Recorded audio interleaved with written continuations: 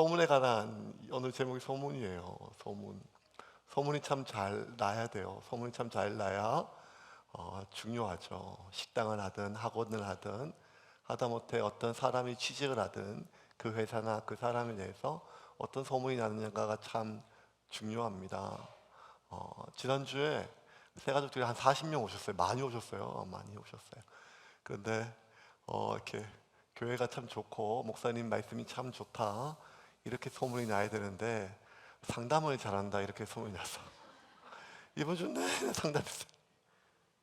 이번 주 내내 상담했어요. 상담하고 또 상담하고 또 상담하고 말씀인데 상담인데 어쨌든 그거 뭐 설교도 별로고 상담도 별로더라 이렇게 하는 것보다 훨씬 나으니까 얼마나 그래도 감사한지 모르겠습니다. 소문이 별로 신경을 안 쓴다고 하지만 우리의 마음 가운데 나에 대해서 어떤 이야기가 돌고 있느냐, 이것 여간 신경 쓰이는 일이 아닙니다. 뭐라고 하는가. 그래서 제가 처음에 교회 오시면 항상 물어봐요. 어떻게 알고 오셨어요? 교회 잘 모르는데 우리 교회. 그랬더니 어떤 얘기 듣고 오셨어요. 그래서 뭐라고 얘기하시는가 제가 꼭 물어봐요. 목사가 물어보면 다 좋은 얘기하지 뭔 얘기 하겠어요.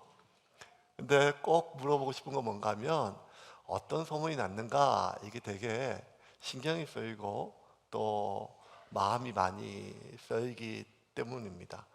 얼마 전에 2014년도 영화 중에 찌라시라고 하는 영화가 하나 나왔어요. 찌라시. 그 찌라시는 뭐 증권가에서 사용되어지는 유료 고급 정보죠. 예. 사실 일본말입니다. 이렇게 소식을 전하다라고 하는 일본말인데도 불구하고 전단지 이렇게 하지 않고 찌라시라고 하는 것은 말 그대로 어떤 광고 전단지 이상의 의미를 한국 사회에서 가지고 있기 때문이죠. 그렇게 정권가에서 만드는 어떤 고급 유료 전문적인 어떤 비싼 그런 정보들이 사람들에게 유통이 되고 그것을 통해서 어떤 사람들은 또 도움을 받지만 또 어떤 사람들은 또 극단적인 선택을 할 만큼 참 영향이 큰 것들이 있습니다. 그런데 그 찌라시를 보면 찌라시에 3대 요소가 있대요. 뭐가 있는가 하면 첫 번째, 그 찌라시에 적혀 있는 그 사건을 경험한 사람이 있대요. 두 번째는 그걸 정보를 수집해서 찌라시를 만드는 사람이 있대요.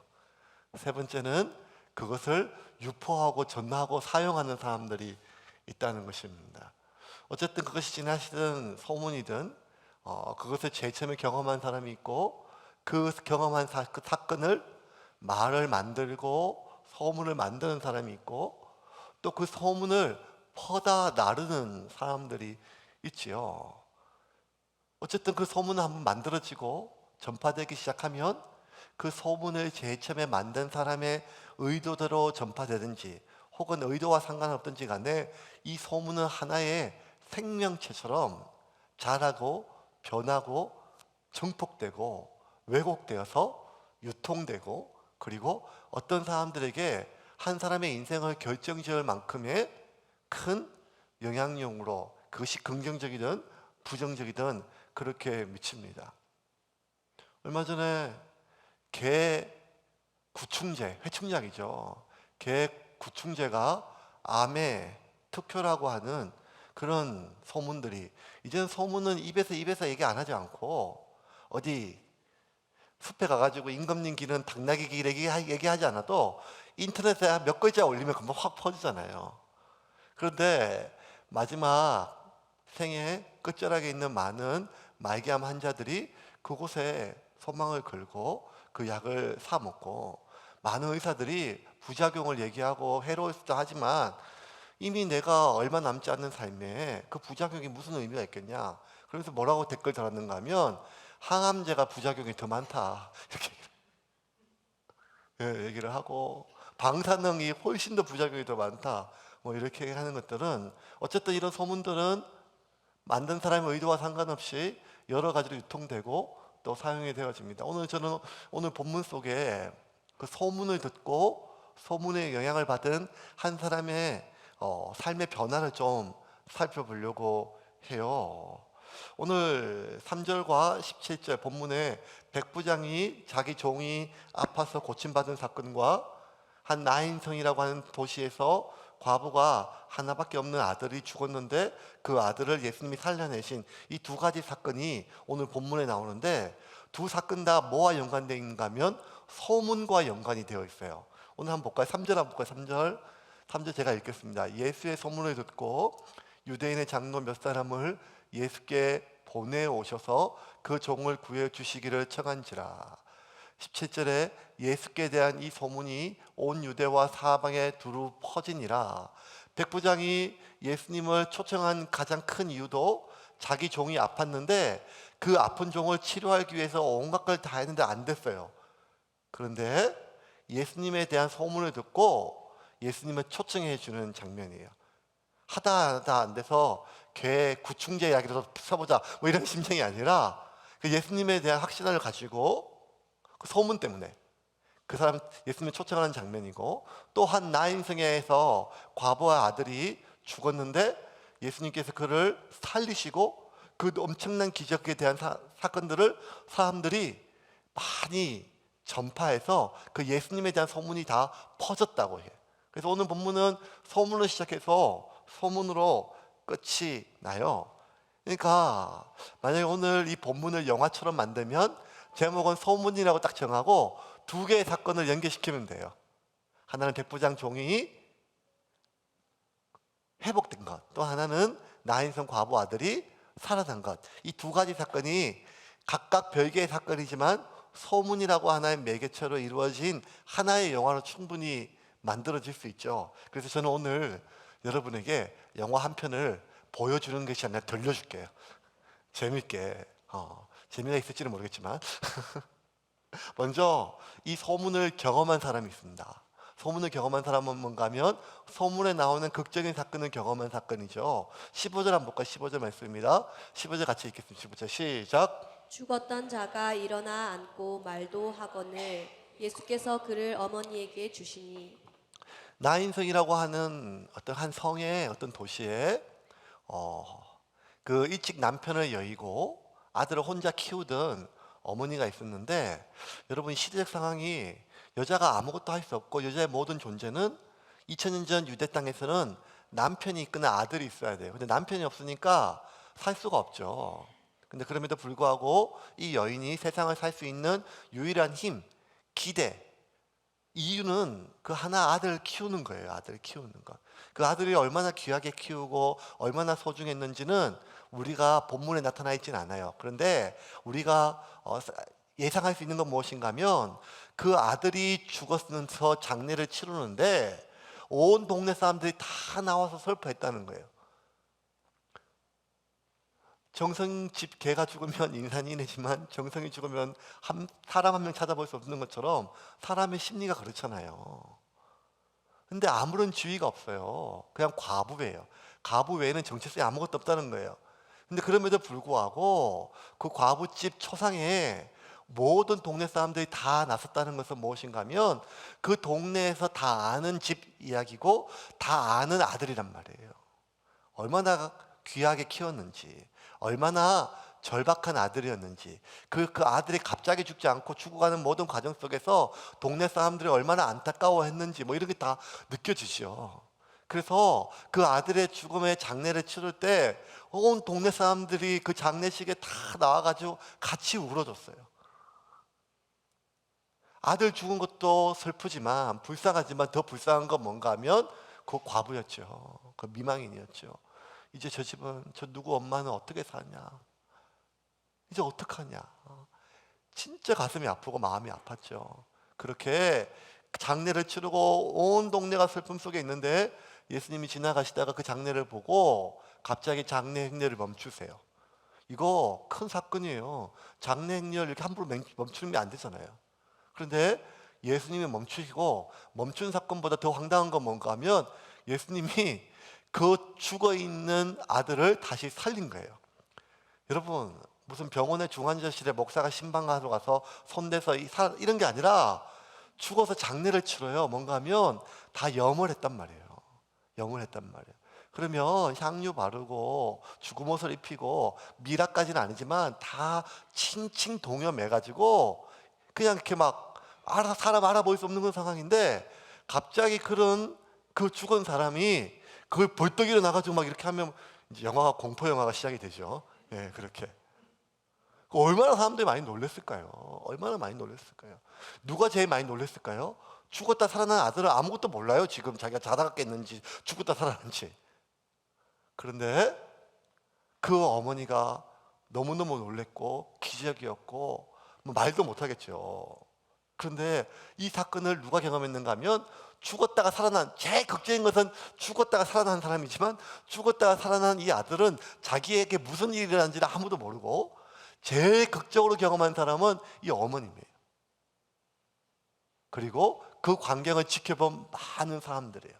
그 사람들이 이 사건을 경험했어요. 누가 경험했는가? 이 사건을 경험한 사람은 죽어서 살아난 그 아들, 그리고 죽었던, 잃었던 아들을 다시 얻었던 이 엄마가 이 예수 소문의 사건을 경험하였어요.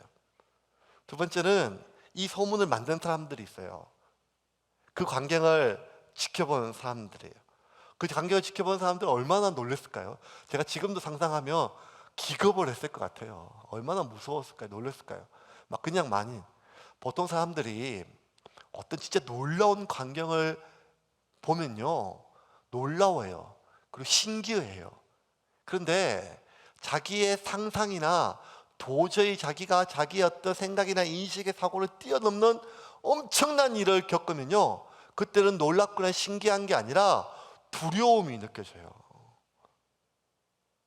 그리고 그 두려움은, 보통 일반적으로 두려움은 자신에게 위협이 되는 상황이나 어떤 것에 대한 두려움인데, 자기에게 아무런 위협이 되지 않음에도 불구하고 그 두려움을 느끼는 그 정도의 기적을, 그 일들을 겪으면 사람들은 마음에 두려움을 넘어서 어떤 경외심이 생겨요. 그리고 우리는 일반적으로 기적이라고 하죠. 그래서 죽었다가 살아나는 그 놀라운 광경들을 보고 많은 사람들이 하나님께 영광을 돌리고, 그리고 그 하나님을 고백하고, 그 하나님에 대한 그 죽은 사람을 살렸던 그 예수에 대한 기적에 대한 사건들이 사람들이 입에서 입으로 그 동네에 퍼져나갔어요. 지금처럼 SNS나 인터넷이 발달된 시대도 아님에도 불구하고 굉장히 빠른 속도로 이 일들이 퍼져나가기 시작하였어요. 예수님에 대한 소문은요, 정말 빠르게 퍼져나갔어요. 어떤 소문이 많이 퍼져나갔는가 하면, 병을 고쳤더라, 약간의 상당수의 정신병과 관련되어 있는 귀신 들린 자를 고쳤더라. 그러니까 여러분, 어떤 병은요, 한 집안에 환자가 오래 있으면요, 그 집안 자체가 풍지박산이 나요. 그런데 육체적 질병도 그렇지만 정신적으로 어떤 질병이 있으면요, 이거는요, 육체적 질병보다 더 힘든 거예요. 그러면 모든 사람들이 거기에 대해서 어떡하냐 하고 자기가 할 수 있는 일은 다 해보는데, 어느 마을에서 누가 이 병을 고쳤더라, 어느 마을에서 누가 이 마음을 고쳤더라, 누가 살렸더라, 뭐 이런 얘기들은요, 굉장히 빠른 속도로 입에서 그 소식을 듣고 그 사실이 필요한 사람들에게 빨리 퍼져나가죠. 그래서 이 소문들이 빠르게 퍼져나가다가 결국 누구한테 퍼져나갔는가 하면 이 백부장에 퍼져나갔어요.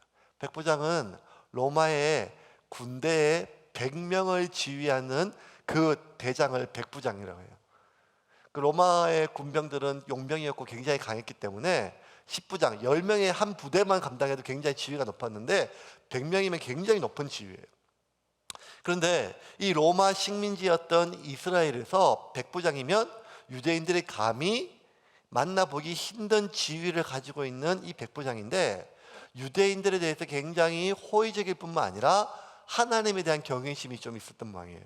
그래서 이 백부장이 이방인임에도 불구하고 유대인들에게 그 하나님을 경배하고, 그리고 회당을 많이 지어줘서 많은 유대인들이 이 백부장을 좋아하고 존경했어요.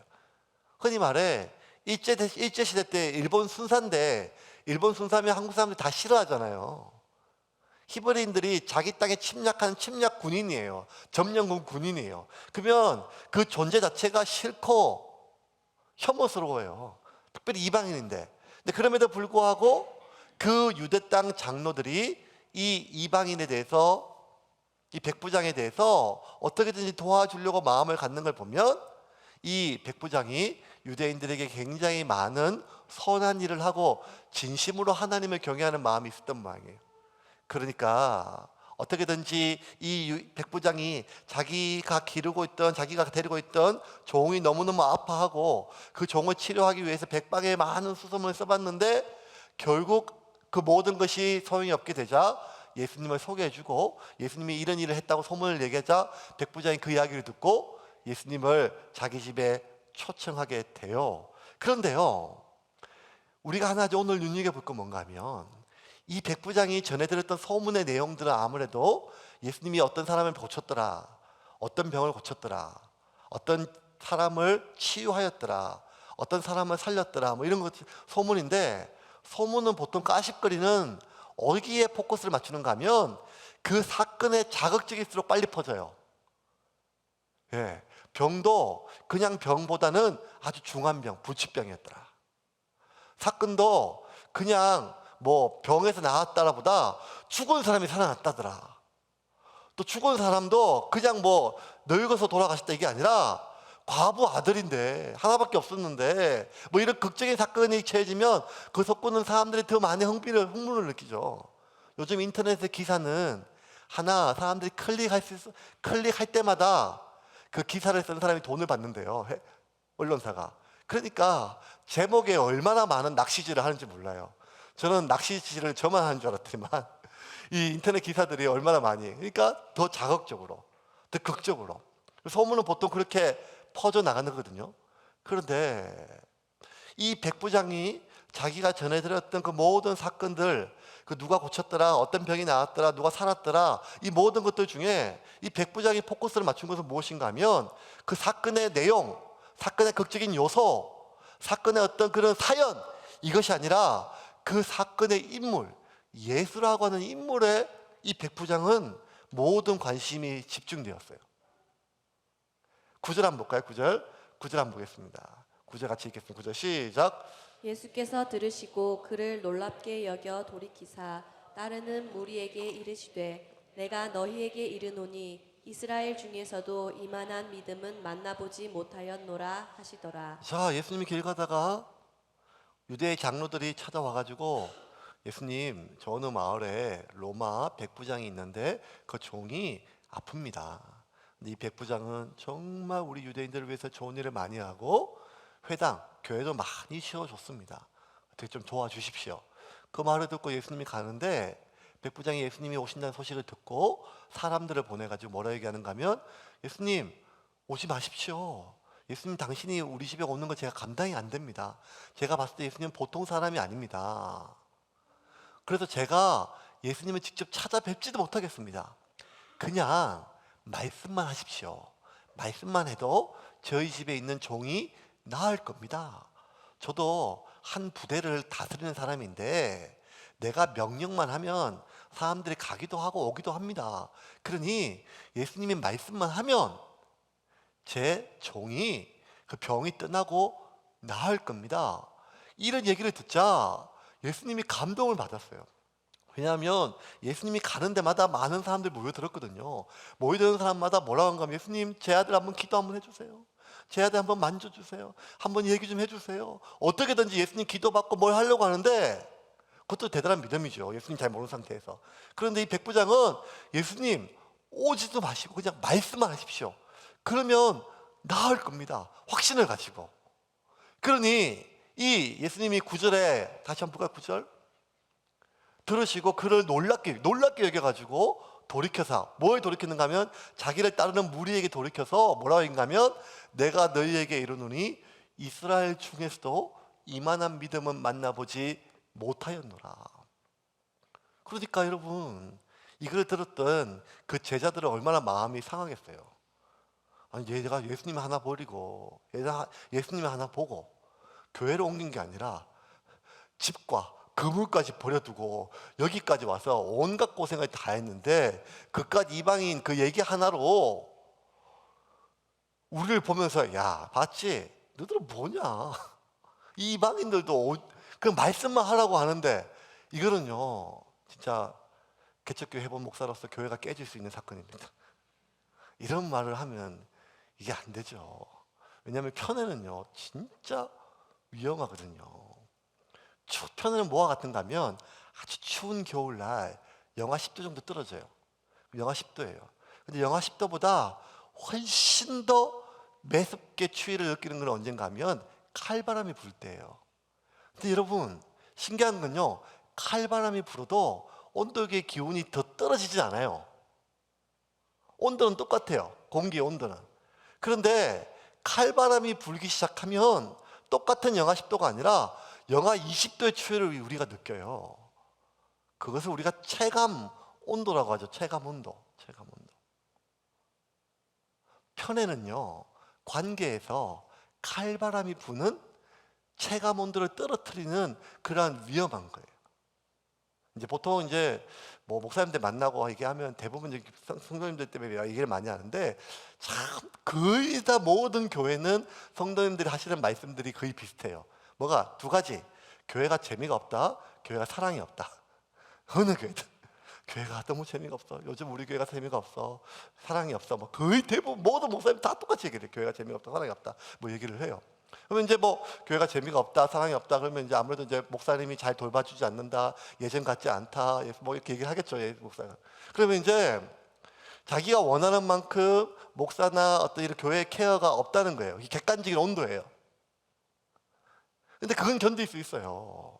내가 원하는 만큼, 내가 필요한 만큼 어떤 돌봄이 없는 것은 내가 견딜 수 있는데 갑자기 우리 다 같이 그렇게 추우면 괜찮은데 누구 한 사람을 더 이뻐한다는 것이 느껴지면 그때부터는요 칼바람이 부는 거죠 마음속에. 이게 편애의 문제거든요. 예수님이 지금 그 일을 하시는 거예요. 지금 많은 무리들이 예수님을 따라서 같이 가고 그 무리들은 어떤 사람인가 하면 예수님 하나 바라보고 자신의 집과 거물과 배와 모든 생계수단과 가족까지 버리고 예수님을 섬기고 따르기 위해 왔는데 그 모든 것을 희생했던 대가 지불했던 사람들을 보고 뭐란가 하면 예수께서 들으시고 그를 놀랍게 여겨 돌이키사 이르되 따르던 무리에게 이르시되 내가 너희에게 이르노니 이스라엘 중에서도 이만한 믿음은 너희들보다 훨씬 낫다는 거예요. 이 말을 듣는 사람들이 제자들이 특별히 베드로 같은 사람은 얼마나 마음이 서운하고 억울했겠어요. 근데 이 위험한 발언을 예수님이 하셨어요. 왜? 그만큼 이 백부장의 믿음의 고백이 예수님에는요 감동이었어요. 무엇 때문에? 단순히 예수님 오셔서 제 종을 고쳐달라는 요청이 아니라 이 백부장이 예수님께 했던 말에 예수님에 대한 예수님을 감동하게 할 정확한 예수님이 누구인지를 깨달았던 백부장의 깨달음이 보였기 때문이에요. 6절 7절 한번 볼까요? 6절 7절. 예수님이 오신다는 얘기 듣고 백부장이 사람을 보내서 이런 말을 했어요. 6절 7절 같이 읽겠습니다. 예수께서 함께 가실새 이에 그 집이 멀지 아니하여 백부장이 벗들을 보내어 이르되 주여 수고하시지 마옵소서 내 집에 들어오심을 나는 감당하지 못하겠나이다. 그러므로 내가 주께 나아가기도 감당하지 못할 줄을 알았나이다. 자, 내 하인을 낫게 하소서. 6절은 보면 예수님 우리 집에 오지 마십시오. 예수님 우리 집에 오는 걸 내가 감당하지 못하겠습니다. 7절은 내가 예수님께 나아가는 것을 감당하지 못하겠습니다. 라는 말이에요. 그러면 지금 백부장이 들었던 소문들은 대부분 유대인에 있는 많은 유대 땅에 있는 거의 대부분의 사람들이 들었던 얘기들이에요. 그 얘기들은 뭔가 하면 극적인 요소들이에요.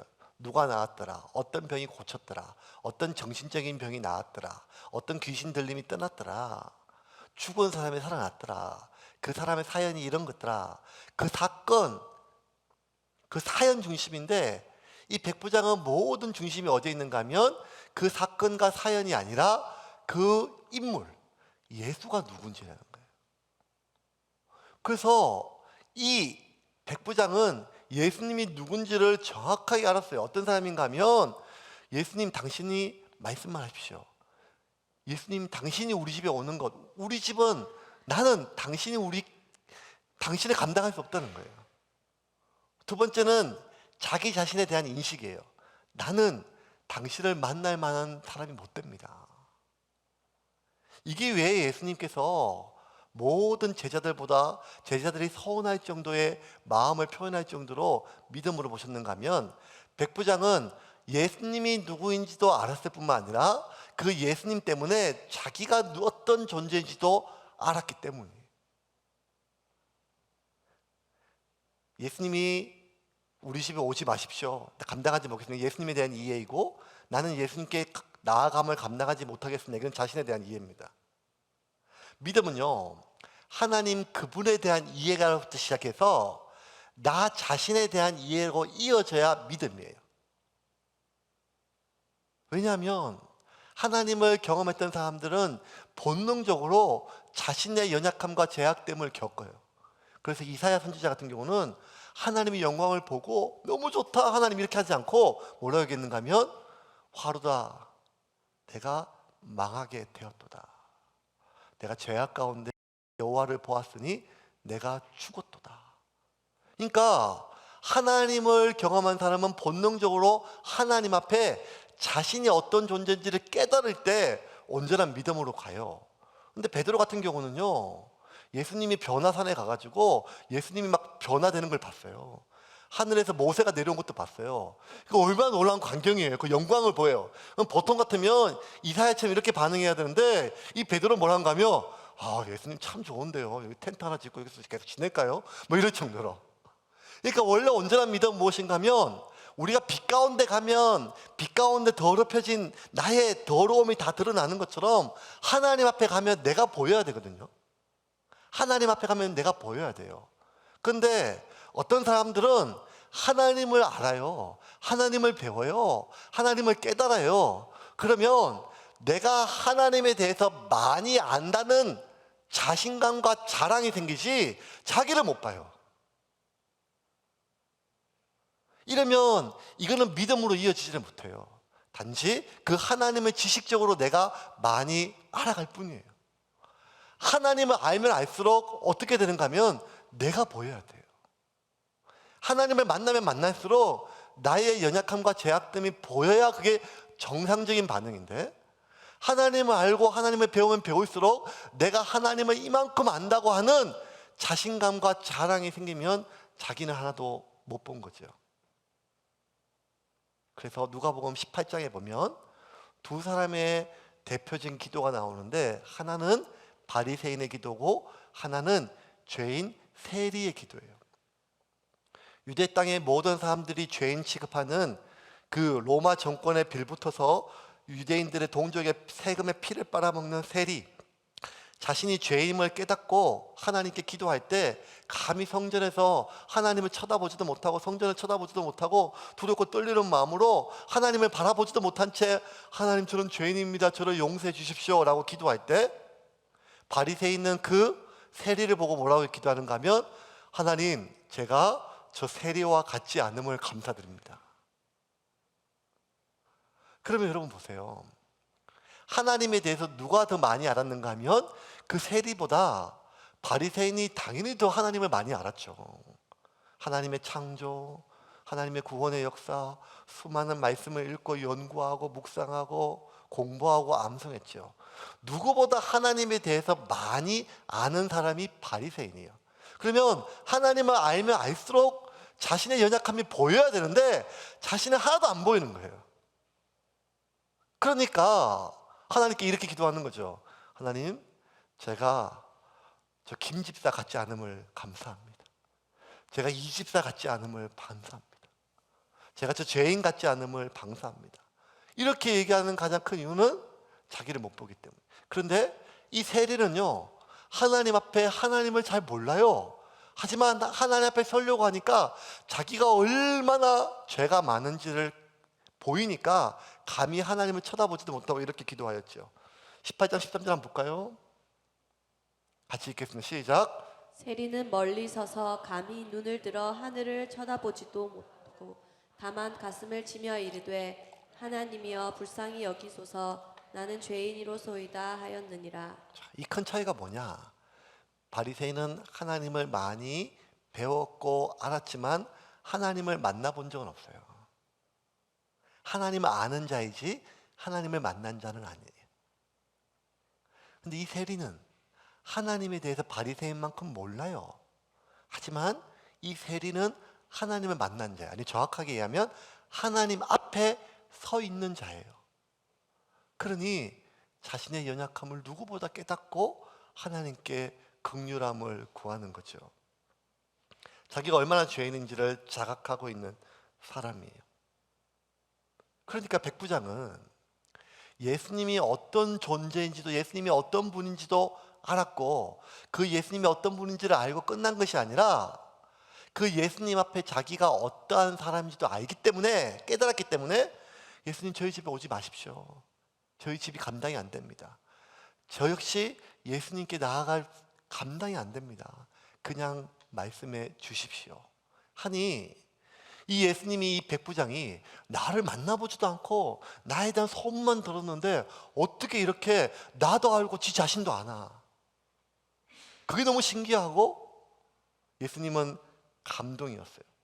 그런데요, 백부장은 어떻게 이렇게 예수님을 만나보지도 않았는데 예수님이 누군지도 알고 예수님을 만나지도 않았는데 예수님 앞에 자기가 어떤 존재인지도 깨달았을까요? 그 이유는 16장 한번 볼까요? 16장? 16절입니다. 16절 말씀. 16절 말씀.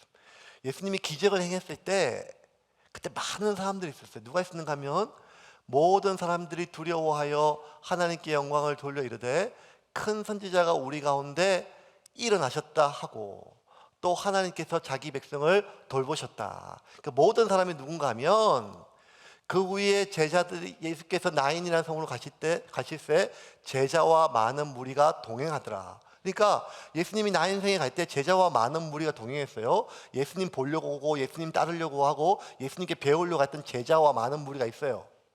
그리고 또 예수님이 죽은 사람을 살리실 때 그 장례를 참석했던 많은 사람들이, 그러니까 지금 모든 사람이라고 하는 것은 장례에 왔던 조문객들과 예수님을 구경하려고 온 사람, 예수님을 따르려고 온 사람, 예수님의 제자가 되려고 온 모든 사람들이에요.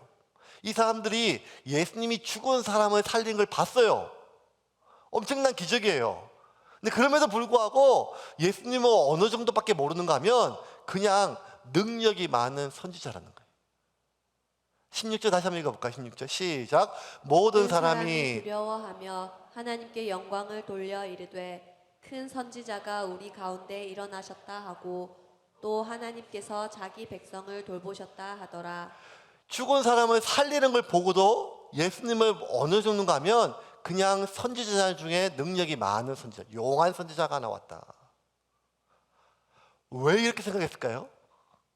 유대인들이 가지고 있는 편견 때문에. 우리를 구원하실 구원자는 다윗의 가문에서 태어날 것이고 왕으로 오실 거라고 한 생각이 있기 때문에 죽은 사람을 살렸음에도 불구하고 예수님이 구원자라고는 상상을 못해요. 그냥 능력이 아주 많은 용한 선지자라고 생각하는 거예요. 왜? 자기가 가지고 있는 지식 때문에, 자기가 배웠던 하나님에 대한 지식 때문에. 이런 유대인들에 비해서 백부장은 하나님에 대해서 많이 배우지는 못했어요.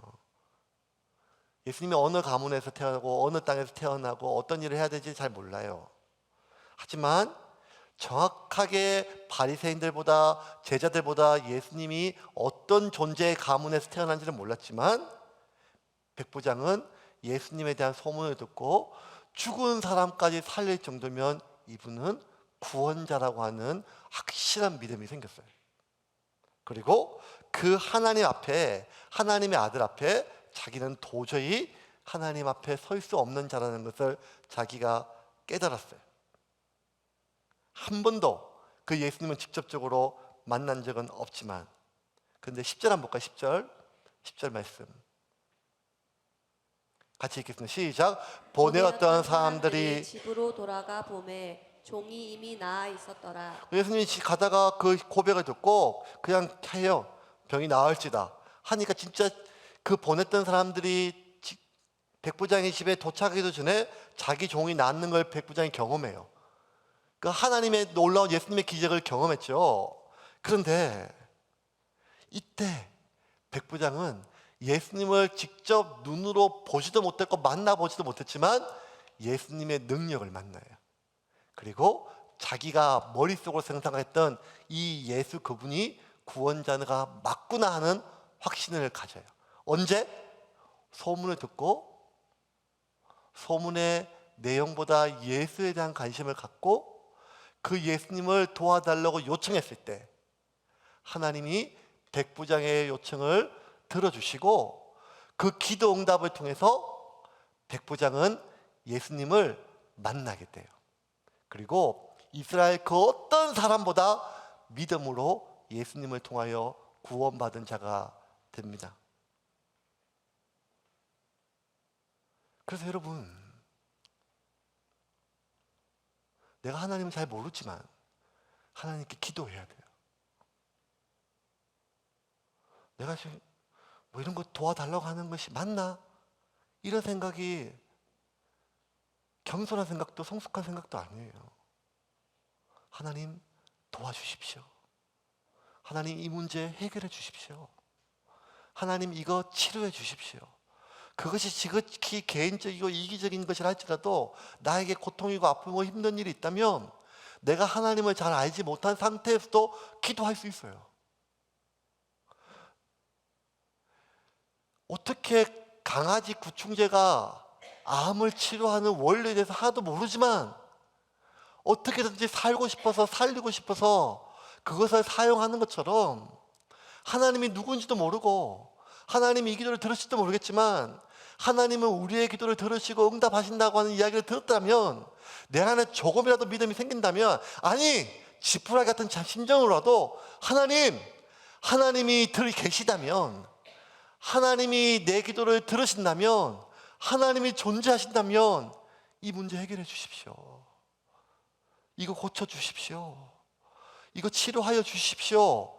그렇게 하나님을 요청한 사람은 하나님을 만날 수 있음을 믿으시기를 바랍니다. 백부장은 그 예수가 누군지 몰랐어요. 아니 정확하게 몰랐어요. 하지만 그 예수님의 도움을 요청하였고 자신의 요청이 응답받은 뒤에 예수님을 비로소 눈으로 한 번도 만난 적이 없지만 그 예수님을 구원자로 만날 수가 있었습니다. 그런데 이 백부장은 만났던 그 예수님을 직접 눈으로 보고 예수님의 기적을 경험했고 예수님의 이야기를 들었고 예수님이 만들었던 기적의 그 떡과 물고기를 먹었음에도 불구하고 예수님을 구원자로 예수님을 내 삶의 주인으로 받아들이지 못하고 만나지 못한 사람은 왜 그랬을까요? 이유는 하나밖에 없어요. 자기 속에 있는 편견 때문이에요. 유대인들은 나사렛 출신 가난한 목수 요셉의 아들이 우리의 구원자가 될 수 없다고 하는 편견이 있었어요. 왜? 우리의 구원자는 다윗 가문의 왕으로 태어나기 때문에.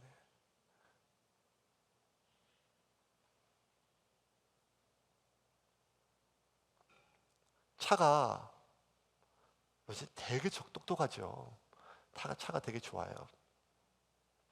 제가 차를 하나 생겼잖아요, 작년에. 차가 좋은 차가 하나 생겨가지고 하는데 그 차에 옵션이 되게 많았는데 그 옵션을 제가 다 선택하고 싶었지만 장인어른한테 혼날까봐 그냥 옵션 없는 걸로 이렇게 주세요 했는데 그 중에 이제 제일 먼저 뺐던 옵션이 뭔가 하면 내비게이션이에요, 내비게이션. 왜냐하면 자동차 내비게이션이 제가 필요 없는 게 업데이트가 잘 안 되기 때문에. 핸드폰은 내비게이션은 맨날 업데이트가 되거든요. 그리고 어디에 카메라가 있는지를 너무 잘 얘기해주고 길이 요새는 하도 국제신도시만 가도 길이 바뀌는데 내비게이션이 아무리 그래픽이 화려하고 목소리가 좋고 재밌고 뭘 해도 업데이트가 안 되면 내비게이션이 오히려 길을 막아요. 사람들 중에서는요 업데이트가 전혀 안 되는 사고방식을 가지고 있는 사람들이 있어요. 한번 어릴 때 상처를 받거나 어떤 경험을 하면 저렇게 생긴 사람은 믿으면 안 돼. 이렇게 했으면요 아무런 근거가 없어요. 그냥 이 사람은 그냥 믿고 싶지 않은 거죠. 군대에서 어떤 지역, 어떤 성격, 수많은 편견으로 가득 차 있는 사람은요, 한번 내리에 박히면 아무리 뭐라고 얘기해도 안 돼요. 그게 남의 이야기가 안 들어요. 절대로 수정이 안 돼요. 음식은 이래야 되고, 맛은 이래야 되고, 색깔은 이래야 되고, 디자인은 이래야 되고, 이게 교회고, 이게 사람이고, 이렇게 편견으로 가득하는, 마치 업데이트가 안 되는 내비게이션처럼 절대로 수정이 안 되는 사람은 평생 자꾸 길이 막히고 어려워져요. 유대인들은 절대 수정이 안 되는 어떤 수많은 종교적 편견들이 가득했어요. 오죽하면 베드로가 하나님께서 이방인 고넬료에게 복음을 전하기 위해서 고넬료에게 보내려고 이방인도 괜찮다 가라, 그걸 보여주려고 환상 속에서 부정한 짐승들 먹어라, 내가 깨끗하게 했다. 그래도 베드로가 뭐라고 했는가 하면, 주님, 그럴 수 없습니다. 하나님이 얘기해도. 베드로가 원래 이런 사람이 아니었거든요. 밤새도록 그물을 던져서 물고기를 잡아도 한 마리도 못 잡았는데, 평생 어부 출신이었던 베드로가, 평생 목수였던 예수님이 이쪽에 던지라 했을 때 두말하지 않고 그게 던질 수 있는 사람이었어요. 근데 그 정도의 수정성이 있는 사람인데도 불구하고 베드로가 하나님이 괜찮다, 하나님이 먹으라고 해도 뭐라고 하면, 주여, 그럴 수 없습니다. 그 유대인들의 마음속에 이 메시아 구원자, 이방인 뭐 이런 절대로 수정 안 되는 그러한 몇 가지 편견들이 있었고, 그것들이 지금 유대인들이 예수님을 보고 예수님을 경험하고 예수님의 기적을 직접 수혜받았음에도 불구하고 예수님이 누구인지를 알지 못하는 가로막는 장벽이 되었습니다. 사람들 중에는 이런 편견이 많잖아요. 하나님, 아니, 딴 건 몰라도 이 돈 문제는 안 돼. 자녀 문제는 안 돼. 종교 문제는 안 돼. 수많은 편견으로 가득 차 있는 이 세상 속에서 그 모든 편견이 아니라 순수하게 예수님이 누구인지, 그리고 예수님 앞에 내가 누구인지를 볼 수 있었던 이 백부장은 예수님을 만나고 구원을 받았습니다. 예수님이 길로만 생각하면 안 됩니다. 예수님은 길이요 진리요 생명이에요. 예수님이 길이 맞아요. 그런데 예수님을 길로만 생각하면 안 됩니다. 예수님을 천국 갈 수 있는 길로만 생각하는 것이 아니라 예수님 자체가, 그분이 생명이에요. 그런데 그 예수님이 생명 되심, 예수 생명을 언제 경험하는가 하면 예수님을 요청할 때요. 예수님 도와주세요. 언제 예수님께 요청할 수 있는가 하면 예수의 소문을 들었을 때 그 소문을 받아들이고 그 자신의 필요를 그 예수님이 채워줄 수 있다고 하는 아주 손바닥만한 믿음이면 돼요. 그 믿음으로 예수님을 요청한 사람은 예수님을 만나고, 예수님을 경험한 사람은 예수님으로 인하여 구원받음을 믿으시기를 바랍니다. 예수의 소문을 직접 경험한 사람이 있어요. 죽었다 살아났던 그 아들, 잃었던 아들을 새로 얻었던 그 나인성 과부, 예수의 소문을 만드는 사람이 있어요. 그 예수님 기적의 수면에 있는 수많은 무리들이었어요. 예수의 소문을 퍼나르는 사람들이 있어요. 그런데 구원은요, 예수의 기적을 경험한 사람도, 예수에 대한 소문을 만드는 사람도, 심지어 예수의 소문을 전하는 사람도 구원받은 것이 아니라 그 예수님께 도움을 요청한 사람만이 구원을 받았습니다. 말씀을 좀 정리하겠습니다. 여러분은 지금 어떤 사람입니까? 저는 굉장히 감사한 마음이 있어요. 지난주에 40여 명의 새 가족이 교회에 왔고, 그렇게 올 수 있던 것은 저는 하나도 모르는 분들인데 어떻게든지 교회로 모시고 와서 설교를 듣게 하고 예배를 드리게 하고자 하는 그 간절한 마음이 얼마나 귀한지 모르겠어요. 그리고 이번 일을 통해서 새홈교회가 그렇게 하나님을 알지 못하는 많은 사람들에게 예수님을 전하는 그런 성도가 되기를 바라는 간절한 마음과 기도가 지금도 이어지고 있어요. 근데 그럼에도 불구하고 구원은 예수에 대한 소문을 만드는 사람도, 심지어 예수를 전하는 사람이 구원받는 것이 아니라 예수를 만나고 예수를 요청한 사람만이 구원을 받을 수 있습니다. 예수는 한 번 내가 믿고 지옥에 안 갈 수 있는 지옥 면제권을 받는 데 필요한 법적인 분이 아니라, 예수님은 지금 내 안에 들어오셔서 나와 함께 살아가는 분으로 우리가 영접하는 것입니다. 그럼 여러분은 지금 어떤 분입니까? 어제도 교회를 전하고 거제도 예수를 전하고 예수에 대한 이야기를 하였지만 예수를 지금 만난 자입니까? 예수와 지금 함께 있는 자입니까? 그렇지 않다면 지금 나는 예수를 요청하고 있지 않고 있습니다. 그분은 지옥 가지 않고 천국에 가는 그 길만 존재하는 분이 아니라 생명 그 자체입니다. 예수님은 네가 나를 인정하면 내가 너를 지옥 가지 않게 해주겠다고 하시는 분이 아니라, 네가 마음의 문을 열면 내가 너에게 들어가 너와 더불어 먹고 마시고 함께 살아간다고 말씀하셨던 분입니다. 그러므로 우리는 날마다 그분께 요청해야 됩니다. 주님, 오늘 내 삶을 다스려 주십시오.